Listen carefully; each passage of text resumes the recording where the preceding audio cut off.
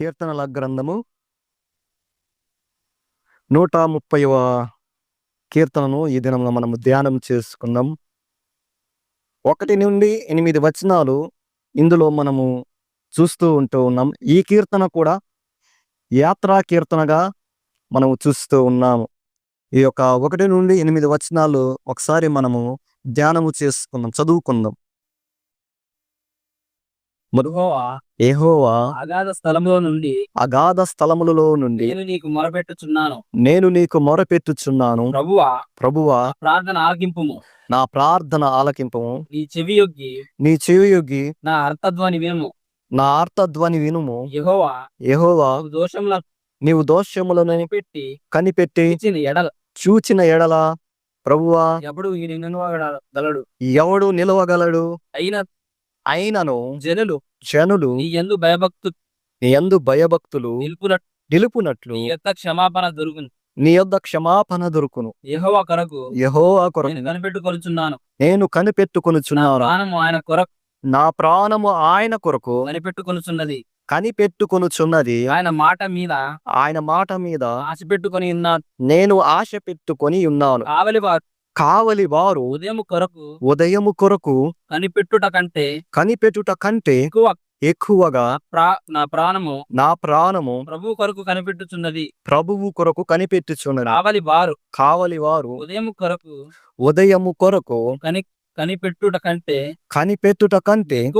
ఎక్కువగా నా ప్రాణము కనిపెట్టుచున్నది.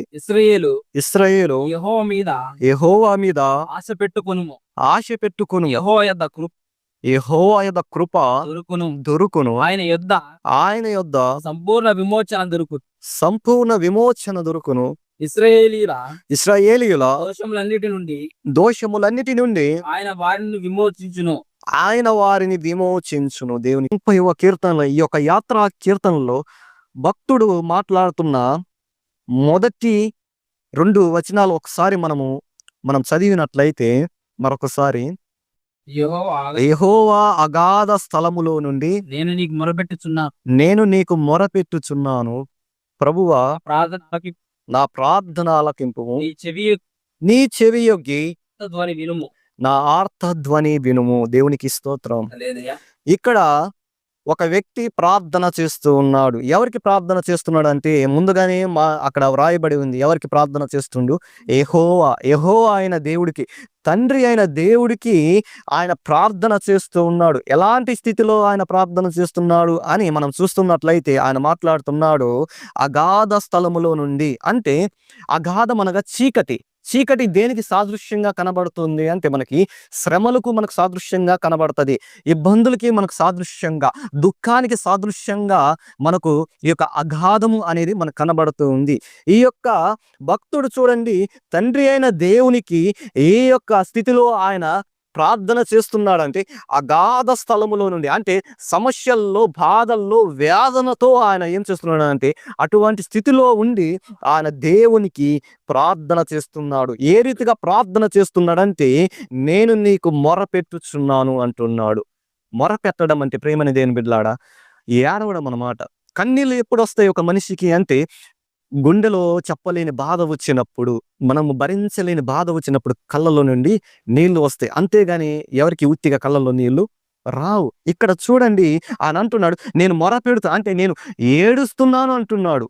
చూడండి ఏ రీతిగా ఏడుస్తున్నాడంటే, అగాధ సమస్యలను బట్టి, తనకున్న ఇబ్బందులను బట్టి ఆయన ఏం చేస్తున్నాడంటే, దేవుని యొద్ద ఆయన ఏం చేస్తున్నాడంటే మొరపెడుతూ ఉన్నాడు. దీనిని బట్టి మనం అర్థం చేసుకోవాల్సింది ఏంటంటే, మనకు కష్టాలు వచ్చినప్పుడు, బాధలు వచ్చినప్పుడు మనం దేవుని యొద్దకు వెళ్ళి మనం మొరపెట్టవచ్చు, మనం వెళ్ళి కన్నీరు కార్చవచ్చు. దేవుని వాక్యం సెలవిస్తుంది, నువ్వు కాచే ప్రతి కన్నీరు బొట్టు ఆయన బుడ్డిలో దాచబడి ఉంచింది అని ఆయన అంటున్నాడు. నువ్వు కాచే ప్రతి కన్నీటికి ఆయన విలువ కడతాడు. నువ్వు కార్చే ప్రతి చుక్కకి ఆయన విలువ కట్టి నీకు సమాధానం, నీకు ప్రతిఫలాన్ని ఇస్తాడు. నీకు దేనిని బట్టి నీకు కన్నీరు వచ్చింది, ఏ సమస్యను బట్టి నువ్వు ఏడుస్తున్నావు, ఏ అనారోగ్యాన్ని బట్టి నువ్వు ఏడుస్తున్నావు, దేనిని బట్టి నీకు ఆ యొక్క కన్నీరు వచ్చిందో దానిని దేవుడు ఖచ్చితంగా చూస్తాడు.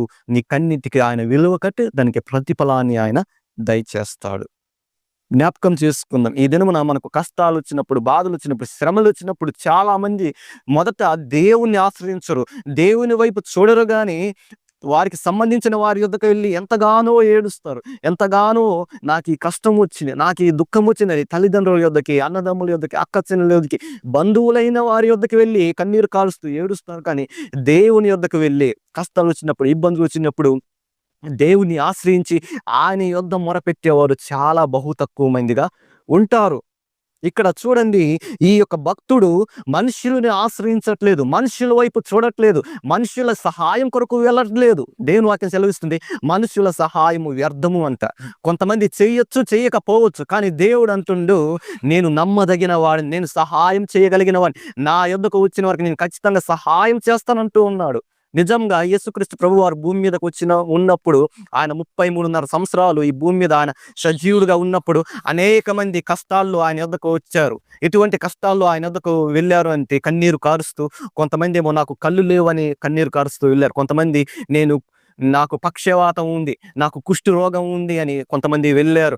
కొంతమంది ఏమో అనేక రోగాలతో, కొంతమంది దెయ్యము పట్టిన వారు కూడా ఆయన వద్దకు వెళ్ళి కన్నీరు కారుస్తూ వెళ్ళారు. నిజంగా యేసుక్రీస్తు ప్రభువారు వారి కన్నీరుని చూసి వారి కన్నీటికి ఆయన విలువ కట్టి వారిని స్వస్థపరిచి బాగు చేశాడు. మన దేవుడు ప్రేమని దేవుని బిడ్డల, నీ కన్నీటిని చూసేవాడు, నీ ప్రార్థన వినేవాడు. నువ్వు దేనిని బట్టి కన్నీరు కారుస్తున్నావు, దేనిని బట్టి నువ్వు కృంగిపోతున్నావు, దేనిని బట్టి నీవు ఎంతగా దిగులు చెందుతున్నావు, దాన్ని ఆయన చూస్తాడు. ఖచ్చితంగా నీకు విమోచన ఆయన దయచేస్తాడు. అందుకని అంటున్నాడు కదా, ప్రయాసపడుతున్న సమస్త జనులారా నా యొద్దకు రండి అని ఆయన పిలుస్తూ ఉన్నాడు. నేను మీకు విశ్రాంతిని ఇస్తాను అంటున్నాడు. ఈ దినమున అనేక మంది అనేక ప్రయాసాలతో ఉంటున్నారు, అనేక కష్టాలతో ఉంటున్నారు. ఆయన అంటున్నాడు, మంచిగున్న వారిని ఆయన పిలవట్లేదు. ఏంటంటే ఈ లోకంలో అనేక మంది మంచివారు, సంతోషంగా ఉన్నవారిని ఆయన పిలవట్లేదు. కానీ కష్టాల్లో ఎవరున్నారు, సమస్యల్లో ఎవరున్నారు, నెమ్మది లేకుండా ఎవరు ఉన్నారు, రోగాలతో ఎవరు ఉన్నారు, వారందరూ నా యొద్దకు రండి, మీ కష్టాన్ని నేను తొలగిస్తాను, మీకున్న ప్రయాసం నేను తొలగిస్తాను, మీకు ఏ విధమైన నెమ్మది లేకుండా ఉందో నేను దాన్ని తొలగించి నేను మీకు విశ్రాంతిని ఇస్తానని ఆయన మాట్లాడుతూ ఉన్నాడు.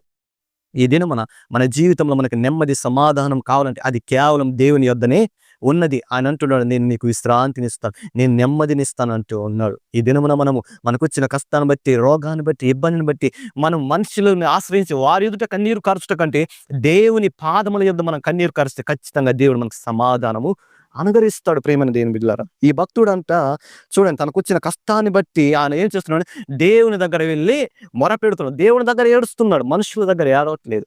నీ జీవితంలో కూడా ఏదైనా కన్నీరు కాచే అంత కష్టం వచ్చిందంటే, నీ గుండె చెదిరిపోయేంత కష్టం వచ్చినప్పుడు మొదటిగా నువ్వు దేవుని జ్ఞాపకం చేసుకో, దేవుని యొద్దకు వెళ్ళి ప్రార్థన చేయి. ఒకవేళ మాటలు రాకపోతే నువ్వు మౌనంగానే ఉండి కన్నీరు కాచు. ఖచ్చితంగా దేవుడు నీ కన్నీటిని ఆయన చూసి నీకు సమాధానము దయచేస్తాడు. బైబిల్లో ఒక స్త్రీ, తనకు ఒక భయంకరమైన కష్టం వచ్చింది. నిజముగా ఆ స్త్రీ మనుషుల వైపు చూడలేదు కానీ నేరుగా దేవుని వద్దకు వెళ్ళి ఆమంతా నీళ్లు కుమ్మరించినట్లుగా, ఒక వాన వచ్చినట్టుగా ఆయన పాదముల యొద్దకు వెళ్ళి కుమ్మరిస్తూ ఉంది. ఏంటి? నీళ్లను కుమ్మరిస్తుంది, కన్ను ఏడుస్తుంది, విపరీతంగా ఏడుస్తుంది. చర్చిలో ఏడుస్తుంటే సేవకుడు వచ్చాడు. సేవకుడు వచ్చి, ఎందుకు ఏడుస్తున్నావు నీవు అని ఆమెను అడిగినప్పుడు ఆమె అంటుంది, నాకు ఈ సమస్య ఉంది, నాకు ఈ యొక్క సమస్యను బట్టి నా గుండె ఎంతగానో చెదిరిపోతుంది, నేను ఈ సమస్యను నేను తట్టుకోలేకపోతున్నాను, ఈ కష్టం నా వల్ల కావట్లేదు అంటుంది. నిజంగా అంత కష్టం నీకు ఏమొచ్చిందమ్మా అని ఆ సేవకుడు అడిగినప్పుడు ఆమె చెబుతున్న మాట ఏంటంటే, నాకు పిల్లలు లేరు అని ఆమె ఏడుస్తుంది. ఎందుకో తెలుసా? చుట్టుపక్కన ఉన్న వాళ్ళందరూ కూడా గొడ్రాలని ఆమెని అవమానిస్తున్నారు, ఆమెను నిందిస్తూ ఉన్నారు. ఆ బాధ భరించలేకపోతుంది. తన సొంత వారు, రక్త సంబంధులు, బంధువులు, తనను నానుకున్న వారే ఆమెని ఎగతాళి చేస్తున్నారు. గొడ్రాల, నీకు పిల్లలు లేరని ఎగతాళి చేస్తుంటే ఆ బాధను భరించలేక దేవుని సన్నిధిలో వెళ్ళి ఆమె ఏడుస్తూ ఉన్నప్పుడు సేవకుడు చూశాడు. ఎందుకు ఏడుస్తున్నావు అని ఆయన అడిగినప్పుడు ఆమె అంటుంది, ఈ రీతిగా నాకు ఈ కష్టం వచ్చింది, అందరూ నన్ను అవమానిస్తున్నారు, ఎంతగానో నన్ను బాధ పెడుతున్నారు, నాకు ఈ శ్రమ వచ్చిందని సేవకుడితో చెప్పినప్పుడు ఆ సేవకుడు అన్నాడు, నువ్వు ఎవరిని ఆశ్రయించో తెలుసు? జీవం కలిగిన దేవుణ్ణి. దేవుని సన్నిధిలో నువ్వు ఏడుస్తున్నావు, దేవుని సన్నిధిలో నువ్వు మొరపెడుతున్నావు, ఖచ్చితంగా దేవుడు ప్రతిఫలాన్ని ఇస్తాడు, నీ కన్నిటిని చూసే దేవుడు అని ఆయన చెప్పి మందిరం నుండి వెళ్ళిపోయాడు. నిజముగా ప్రియమైన దేవుడు, మీరు నమ్ముతారో నమ్మరో, వాక్యం సెలవిస్తుంది, నిజముగా అసలు గర్భం మూయబడిన గర్భాన్ని తెరిచి ఆమెకు కుమారుని దయచేశాడు. దేవునికి స్తోత్రం. హల్లెలూయా. మొదటిగా ఏమందో తెలుసా? నిజంగా తనకున్న దుఃఖం, వ్యాధులను బట్టి తను ఎంతగానో కృంగిపోయింది. కానీ తర్వాత మనం 2వ పేజీ తిప్పితే దేవుడు ఆమె మరల ఏమని చెప్తుందో తెలుసా?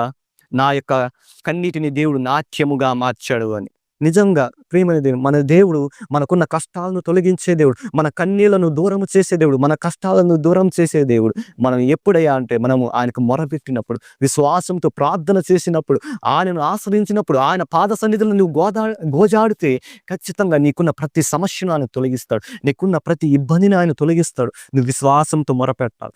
దేవుని సన్నిధిలో నమ్మకంగా నీ మొరపెట్టు.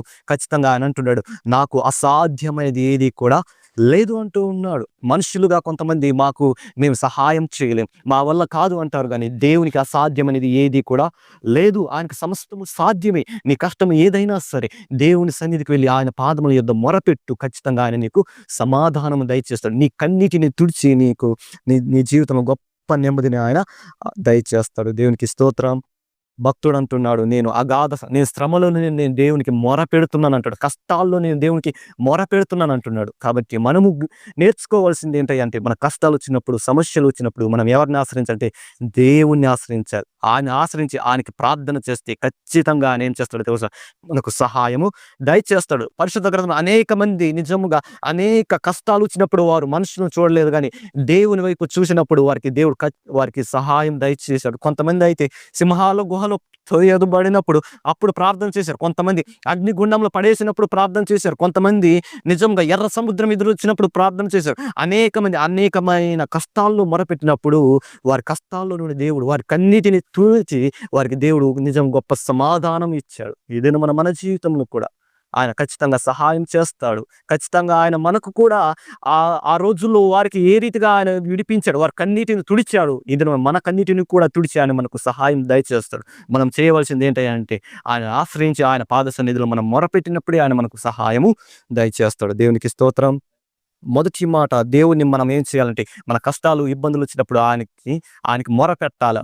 మన కన్నీటితో ఆయన మొరపెడితే ఖచ్చితంగా ఆయన సహాయం దయచేస్తాడు. ఎందుకంటే కన్నీటి ప్రార్థన ఎంతో బలమైనది, కన్నీటి ప్రార్థన ఎంతో శక్తివంతమైనది. అందుకని అంటున్నాడు, నీ మొదటి జామున లేచి నీ పసిపిల్లల కొరకు, నీ యొక్క కుమార్తెల కొరకు నువ్వు మొరపెట్టుము అనే వాక్యం సెలవిస్తుంది. దేవుడు నిజంగా కన్నీటి ప్రార్థనకు చాలా విలువనిస్తాడు. కాబట్టి మన జీవితంలో ఏదైనా కార్యం జరగాలంటే ఖచ్చితంగా మనం కన్నీరు కార్చి ప్రార్థన చేస్తే దానికి ఖచ్చితంగా మనం ప్రతిఫలం అనేది పొందుకుంటాం. మొదటిగా దేవుడు అంటున్నాడు, నా సన్నిధిలో కన్నీరు కార్చితే మీకు ఖచ్చితంగా సమాధానం దయచేస్తాను అంటూ ఉన్నాడు. రెండవదిగా మనం చూస్తున్నట్లయితే 3వ వచనం, యెహోవా నీవు దోషములను కనిపెట్టి చూచిన ఎడల ప్రభువా ఎవడు నిలవగలడు? చూడండి, ఇక్కడ భక్తుడు మరొక మాటను తెలియజేస్తున్నాడు. నీవు దోషమును కనిపెట్టి చూచిన ఎడల ఎవడు నిలవగలడు అంటే, దేవుని ఎదుట నిజంగా ప్రియమైన దేవుడు ఏ మనుషుడు కూడా నిలబడలేడు. ఎందుకంటే ఒక మనిషి రోజుకి చూపు ద్వారాను, మాట ద్వారాను, తలంపు ద్వారాను, ఆలోచన ద్వారాను ఖచ్చితంగా ఏదో విషయంలో ఖచ్చితంగా ఏదో ఒక పాపం చేస్తూనే ఉంటాడు. మన దేవుడు ఎలాంటి వాడు అంటే, ఆయన పరిశుద్ధుడు, ఆయన నిష్కలంకమైన ఆయన రక్తమే నిష్కలంకమైన రక్తమని మనకు సాక్ష్యం ఇస్తుంది. నిజంగా ఆయన జన్మము పరిశుద్ధమైన జన్మము. నిజంగా మనుషులుగా మనము పుడుతున్నామంటే మన జన్మ పాప సంబంధమైనది. పాపంతో మనం పుట్టిన వారం, కానీ దేవుడు చూడండి తన జన్మే ఎలాంటిదంట, పరిశుద్ధమైన జన్మము. ఆ పరిశుద్ధమైన దేవుని ఎదుట నిజంగా పాపి అయిన మనుషులు నిలవడానికి అవకాశము లేదు. ఒకవేళ దేవుడు నిజంగా ఒక వ్యక్తిని పరిశీలనగా చూస్తే ఏ వ్యక్తి కూడా తన ఎదుట నిలవడానికి కూడా అర్హత లేదు. కానీ దేవుడు ప్రేమైన దేవుడు, ఆయన కృప, ఆయన ప్రేమ ఎంత గొప్పదంటే ఆయనే నరరూపిగా ఈ భూమి మీదకి వచ్చి ఆయన రక్తము పెట్టి ఆయన ప్రాణము పెట్టి మన పాపములు దోషములు తుడిచిపెట్టి తొలగించి మనకు ఆయన ఏమిస్తున్నాడంటే ఆయన ఎదుట నిలబడే భాగ్యాన్ని ఆయన మనకు ఇస్తూ ఉన్నాడు. కాబట్టి వాక్యం సెలవిస్తుంది, దేవుని ఎదుట నిలబడగలిగిన వాడెవడు అని మాట్లాడుతాం. నీ దోషములను బట్టి నీవు దోషములను కనిపెట్టి చూచిన నిజంగా దేవుడు మన పాపాలను మన చిన్న ప్రాయం నుండి బాల్యం నుండి మనం పుట్టినప్పటి నుండి ఇప్పటి వరకు మనం ఏ పాపము చేయలేదా? అసలు ఒక మాట కూడా ఏ అపవిత్రమైన మాట మాట్లాడలేదా? అసలు అపవిత్రమైన వాటిని మనం చూడలేదా? అసలు మన అపవిత్రమైన స్థలానికి వెళ్ళలేదా అని ఒక్కసారి మన ఆత్మీయ జీవితం మనం పరిశీలన చేస్తే అనేకమైన పాపాలు మనం చేసాం. అనేకమైన అపవిత్రమైన మన నోటి నుండి మాటలు వచ్చి అపవిత్రమైన వాటిని మనం చూసాం. అపవిత్రమైన స్థలానికి మనం వెళ్ళాం. నిజంగా దేవుడు పరిశీలనగా మనం పుట్టినప్పటి నుండి ఇప్పటి వరకు ఆయన పరిశీలన దృష్టి పెట్టి చూస్తే నిజంగా మనం ఎవ్వరం కూడా దేవుని ఎదుట నిలబడడానికి అర్హతే లేదు. అదే వాక్యం సెలవిస్తూ ఉంది. నీవు మా దోషములను కనిపెట్టి చూచిన యెడల, ఒకవేళ దేవుడు పరిశీలనగా మనల్ని చూస్తే, మన పుట్టినప్పటి నుండి ఇప్పటి వరకు చూస్తే ఎవరు కూడా కనీసం ఆయన నామంని కూడా స్తుతించడానికి కూడా మనకు అర్హత లేని వారం. ఎందుకంటే అంత ఘోర పాపులం మనం.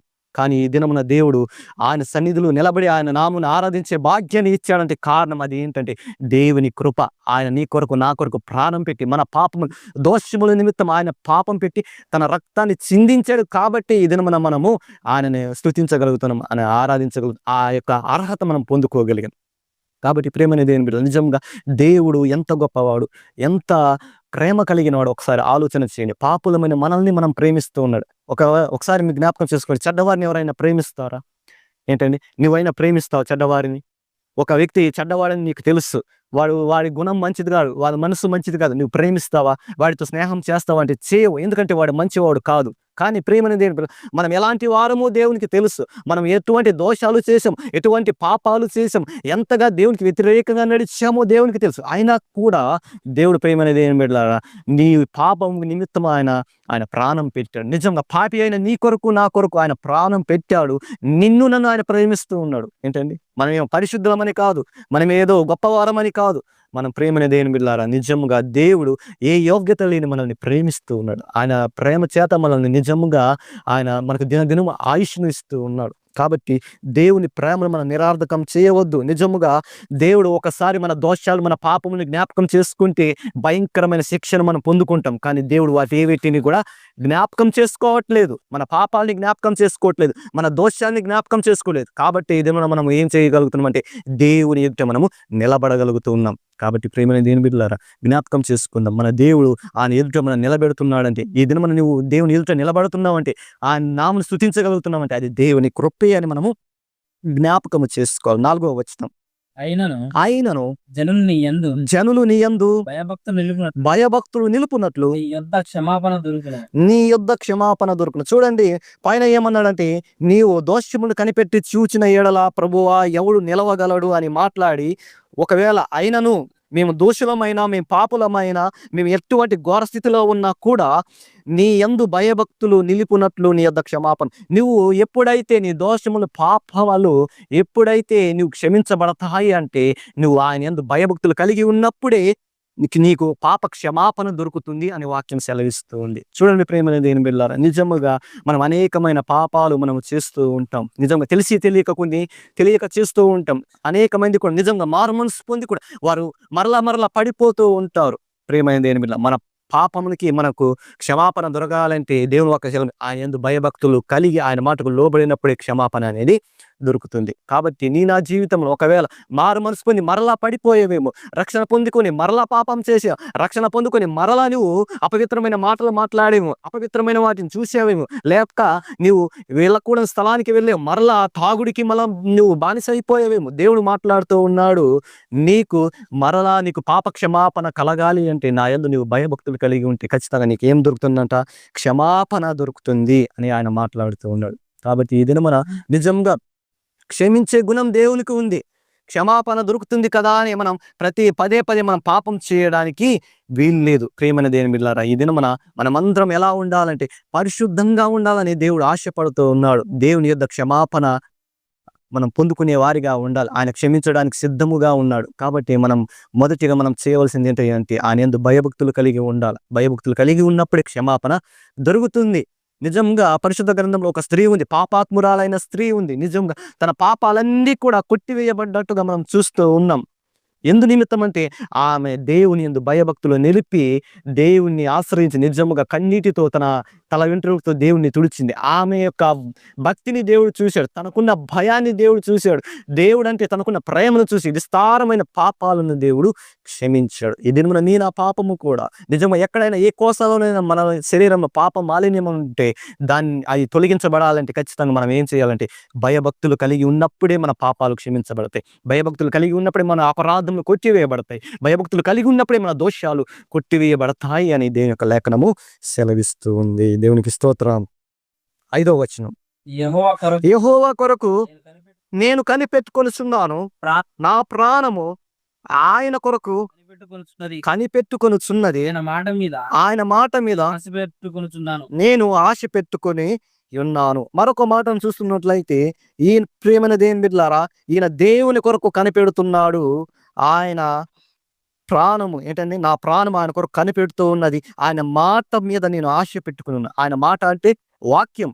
వాక్యం మీద నేను కనిపెట్టుకుని ఉన్నాను. వాక్యం మీద నాకు ఆశ కలిగి ఉన్నది అని ఆయన మాట్లాడుతూ ఉన్నాడు. ఈ దినాన సంఘాల్లో చూస్తున్నట్లయితే దేవుని మాట కొరకు ఆశ పెట్టుకునేవారు చాలా బహు తక్కువ మంది. వాక్యం కొరకు ఆశ పెట్టుకునేవారు చాలా బహు తక్కువ మంది. మందిరాల్లో మనం చూస్తున్నట్లయితే ప్రారంభ ప్రార్థనలో బాగానే ఉజ్జీవంగా ఉంటారు. ఆరాధనలో బాగానే ఆశ కలిగి ఉంటారు. వాక్యం వచ్చేసరికి మాత్రం ఖచ్చితంగా అందరూ ఏమైపోతారంటే కునికిపాట్లు పడుతూ ఉంటారు, నిద్ర వస్తూ ఉంటది. కారణం ఏమిటయ్యా అంటే వాక్యం వినాలని ఆశ వారిలో ఉండదు. దేవుని మాట కొరకు వారు ఆశ కలిగి ఉండరు. అందుకని ప్రియమైన దేవుని బిడ్డలారా, వారు వాక్యాన్ని వినక ప్రార్థన అయిపోయిన తర్వాత అయ్యగారు ఏం వాక్యం చెప్పారంటే వీరేమంటారంటే ఏమో ఏదో చెప్పారు అన్నట్టుగా ఉంటారు. ఎందుకంటే దేవుని వాక్యం మీద వారికి ఆశ లేదు, దేవుని వాక్యం మీద వారికి ఆసక్తి లేదు. కాబట్టి ఇంకా చెప్పాలంటే వారు అసలు వాక్యాన్ని వినడము లేదు. కాబట్టి వారి జీవితంలో నిజంగా దేవుడి కార్యాలు జరగట్లేదు. వారి హృదయంలోకి వాక్యము వెళ్ళడము లేదు. ఈ దినమున మనము దేని మీద ఆశ పెట్టుకోవాలంటే దేవుని వాక్యం కొరకు మనం ఆశ పెట్టుకోవాలి. దేవుని వాక్యం నిజంగా మన జీవితానికి ఎంతో ఆశీర్వాదకరం. దేవుని వాక్యం కొరకు ఎవరైతే ఆశ కలిగి ఉంటారో, దేవుని మాటల కొరకు ఎవరైతే ఎదురు చూస్తారో, దేవుని వాక్యం సెలవిస్తుంది నిజంగా వారి జీవితంలో గొప్ప మేలులు వారు పొందుకుంటారు. మనుషుల్ని మనము అడిగినప్పుడు మీకు ఏది అంటే ఆశ అండి అంటే, మీకు ఆశ అంటే మీకు ఏది ఇష్టమని మనం అడిగినప్పుడు కొంతమంది అయితే మాకు డబ్బులంటే ఆశ అండి, మాకు పొలాలంటే ఆశ అండి, మాకు ఇల్లు అంటే ఆశ అండి, బంగారం అంటే ఆశ అండి, మాకు కారు అంటే ఆశ అండి, మాకు ట్రాక్టర్ అంటే ఆశ అండి, మాకు పలానా ఇది అంటే ఆశ అండి, నాకు పలానా వస్త్రాలు ఆశమండి, పలానా బిర్యానీ అంటే ఆశ అండి, నాకు ఇష్టమని అంటారు. ఆశ అంటే ఇష్టం. కానీ ఎవరు కూడా నాకు దేవుని వాక్యం అంటే ఆశ అండి, నాకు దేవుని వాక్యం అంటే ఇష్టమని అని చెప్పేవారు చాలా చాలా బహు తక్కువ మంది ఈ దినాన సంఘాల్లో ఉన్నారు. ప్రేమని దేవుని బిడ్డల, దేవుని ఎరిగిన మనము, దేవుని తెలుసుకున్న మనము ఈ దేని మీద మనం ఆశ కలిగి ఉండాలి అంటే దేవుని మాట కొరకు, దేవుని వాక్యం కొరకు మనం ఆశ కలిగి ఉండాలి. నిజముగా ఎవరైతే దేవుని వాక్యం కొరకు, దేవుని మాట కొరకు ఆశ కలిగి ఉంటారో దేవుడు నిజంగా వారి పట్ల గొప్ప కార్యాలు చేస్తాడు. ఆయన అంటున్నాడు, ఆశ గల ప్రాణమును తృప్తిపరిచే దేవుడు. దేని మీద నీవు ఆశ కలిగి ఉంటే తృప్తిపరచాలంటే దేవుని వాక్యం మీద నువ్వు ఆశ కలిగి ఉన్నప్పుడు తృప్తిపరుస్తాడు. లోక సంబంధమైన వాటి మీద ఆశ కలిగినప్పుడు తృప్తిపరిచే దేవుడు కాదు. కానీ ఆత్మ సంబంధమైన విషయాల్లో నువ్వు ఆశ కలిగి ఉంటే, ప్రార్థన చేయాలని ఆశ ఉందా అయితే ఖచ్చితంగా నీకు ప్రార్థన చేయడం ఆయన నేర్పిస్తాడు. ఆరాధించే ఆశ నీకుందా ఖచ్చితంగా నీకు ఆరాధన ఆయన నేర్పిస్తాడు. నిజం ఆత్మ సంబంధమైన విషయం నువ్వు దేనిలో నువ్వు ఆశ కలిగి ఉన్నా ఖచ్చితంగా ఆయన నీకు దేవుడు నీ ఆశను ఆయన తృప్తిపరిచే దేవుడు. కాబట్టి ఇది మన ప్రేమైన దేవుని బిడ్డల, భక్తులు ఆశ కలిగి ఉన్నారు లోక సంబంధమైన వాటి కొరకు కాదు, కానీ దేవుని మాట కొరకు, దేవుని కొరకు వారు కనిపెడుతూ ఆశ కలిగి ఉన్నారు. మనం కూడా దేవుని మాట కొరకు, ఆయన కొరకు మనము కనిపెట్టేవారికి ఆశ కలిగి ఉండాలని దేవుని యొక్క వాక్యము సెలవిస్తూ ఉంది. ఒకసారి చూద్దాం ప్రేమైన దేవుని కింద 6వ వచనం అంటున్నారు, ఎంతగా వారు దేవుని మాట కొరకు ఆశ పడుతున్నారు అంటే, ఎంతగా దేవుని మాట కొరకు ఆయన కనిపెడుతూ ఉన్నారంటే 6వ వచనం మాట్లాడుతున్నారు. కావలివారు ఉదయము కొరకు కనిపెట్టుట కంటే ఎక్కువగా నా ప్రాణము ప్రభు కొరకు కనిపెట్టుచున్నది. కావలివారు ఉదయము కొరకు కనిపెట్టుట కంటే ఎక్కువగా నా ప్రాణము కనిపెట్టుచున్నది. చూడండి, కావలివారు ఉదయం కొరకు కనిపెట్టుకుంటు కంటే అంటే చూడండి, కావలి వారు ఎప్పుడు కావలి కాస్తారు అంటే ప్రేమైన దేవుని బిడ్డలారా, రాత్రికాల సమయం సెక్యూరిటీ గార్డ్స్ ఉంటారు కదా, ఇళ్లలో వాళ్ళు కావలి కాస్తూ ఉంటారు. వారు నిజంగా రాత్రికాల సమయం నిద్రపోకుండా ఆ గృహాల్లో వారు ఏం చేస్తూ ఉంటారంటే ప్రేమైన దేవుని బిడ్డలారా, వారు కావలి కాస్తూ ఉంటారు. రాత్రికాల సమయమున వారు ఏం చేస్తుంటారంటే నిజంగా వారు ఆ గృహాల చుట్టూ వారు కావలి కాస్తూ ఉంటారు. ఇదే మన ప్రేమైన దేవుని బిడ్డలారా, మన జీవితంలో ప్రేమని వారు ఎదురు చూస్తారు ఎప్పుడు తెల్లారుద్దా అని. కాబట్టి మనము కూడా మన జీవితంలో ఆ రీతిగా మనము ఆశ కలిగి ఉండాలి. ఆ రీతిగా మనము దేవుని కొరకు మనం ఆశ కలిగి మనం ఎప్పుడైతే మనం చూస్తామో దేవుడు మన పట్ల గొప్ప కార్యాలు ఆయన చేస్తాడు. నిజంగా ఆనాటి భక్తులు దేవుని కొరకు వారు ఎంతగానో కనిపెట్టారు. దేవుని కొరకు వారు ఎంతగానో ఆశ కలిగి ఉన్నారు.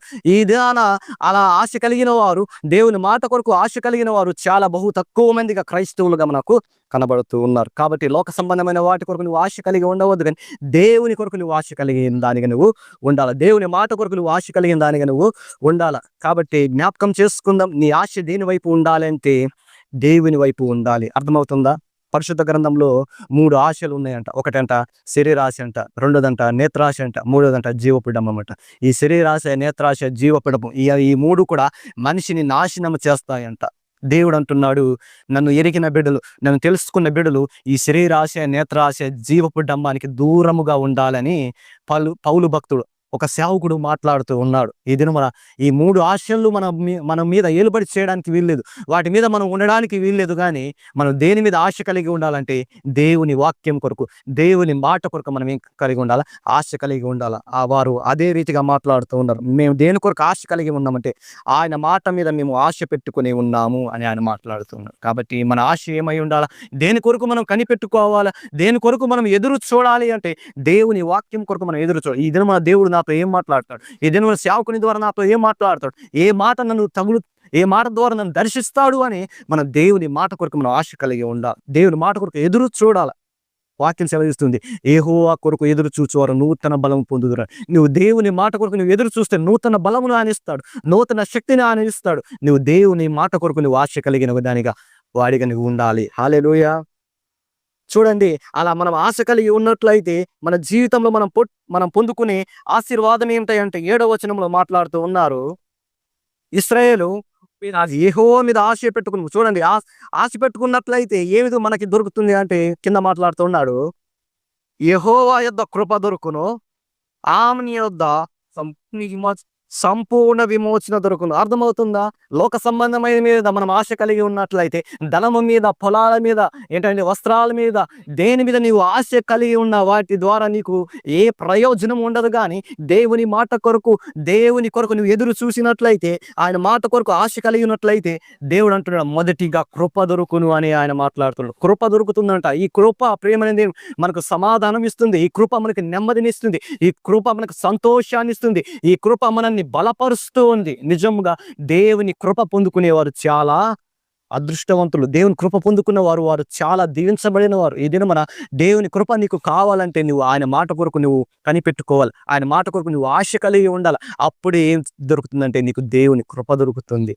ప్రేమని దేవుని బిడ్డలారా, మనం ఆయన కృప కొరకు మనం చూడాలి, ఆయన కృప కొరకు ఎదురు చూడాలి. నిజంగా దేవుని వాక్యం కొరకు ఎవరైతే ఆశ కలిగి ఉంటారో వారికే కృప దొరుకుతుందంట.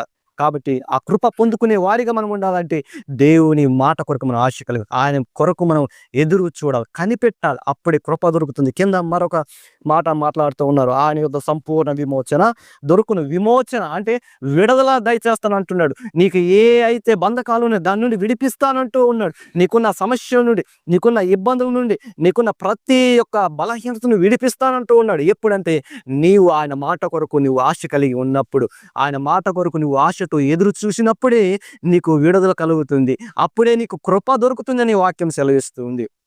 ఆశ ఉందా నీకు ఆయన కృప కావాలని? ఆశ ఉందా నీకు విడుదల కావాలని, నీకున్న రోగం నుండి విడుదల కావాలని, నీకున్న ప్రతి బంధకాలు తొలగిపోవాలని? అయితే నీకు విడుదల కావాలంటే నీవు అనుకున్నది దానిలో నువ్వు ఏదైతే ఆశపడుతుందో అది పొందుకోవాలంటే నువ్వు చేయవలసింది ఒకటే, దేవుని మాట కొరకు నువ్వు ఆశ కలిగి ఉండాలి. ఆయన కొరకు నువ్వు కనిపెట్టినప్పుడే ఇవన్నీ కూడా జరుగుతాయని దేవుని యొక్క వాక్యము సెలవిస్తూ ఉంది. దేవునికి స్తోత్రం.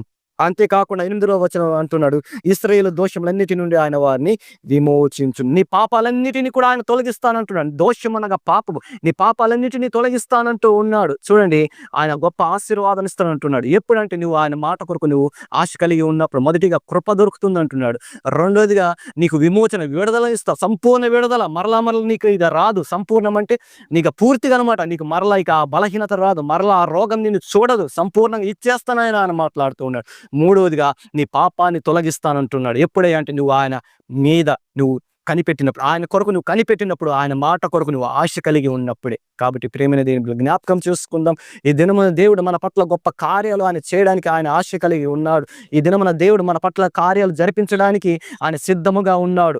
ఆయన మన పట్ల కార్యాలు జరిపించాలంటే మొదటిగా కన్నీటితో ప్రార్థన చేయమంటూ ఉన్నాడు. భక్తుడు ప్రార్థన చేస్తున్నాడు, కన్నీటితో ప్రార్థన చేస్తున్నాడు, అగాధ స్థలంలో నుండి ప్రార్థన చేస్తున్నాడు. తనకు వచ్చిన కష్టాలను బట్టి, ఇబ్బందులను బట్టి ఆయన ఏం చేస్తున్నాడు? కన్నీటితో ప్రార్థన చేస్తూ ఉన్నాడు. కాబట్టి తన జీవితం జీవితంలో గొప్ప కార్యం ఆయన పొందుకున్నాడు. రెండోదిగా ప్రేమైన దేవుని బిడ్డలారా, మనం ఆయన మాట కొరకు మనం కనిపెట్టుకోవాలని వాక్యం సెలవిస్తుంది. ఆయన వాక్యం కొరకు కనిపెట్టుకోవాలి. ఆయన కొరకు మనం కనిపెట్టాలని వాక్యం సెలవిస్తుంది. కాబట్టి జ్ఞాపకం చేసుకుందాం.